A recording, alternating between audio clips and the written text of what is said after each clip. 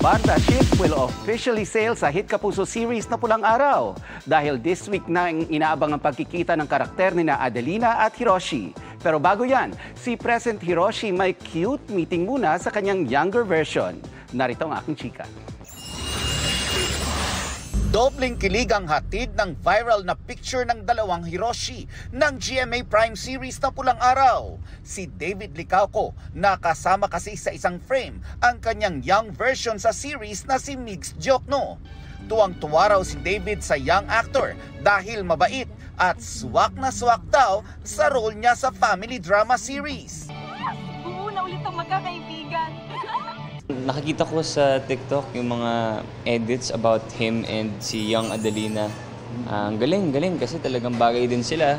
And nakakilig din eh. Galing niya. Tsaka malaki yung future ng bata. Sana ay magpatuloy-tuloy lang siya. Matuto pang mag-umarte at maging mabuting tao at maging mabuting estudyante.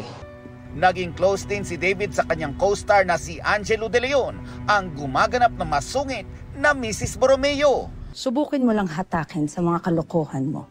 Pero kung ano raw ang pagganap ni Angelo sa series. Teatro ng tatay ko! Sa tatay ko yun! Hindi sa iyo yan! Walang hiya! Kabaliktaran naman daw sa totoong buhay. She's super humble. Para siyang, alam mo yun, parang the big sister.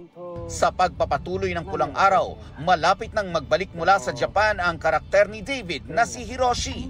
Dapat daw abangan ang magiging kahihinatnan ng reunion niya with his childhood friends na sina Barbie Fortesa na gumaganap bilang Adelina, Teresita na ginagampanan naman ni Sanya Lopez at Eduardo played by Alden Richards.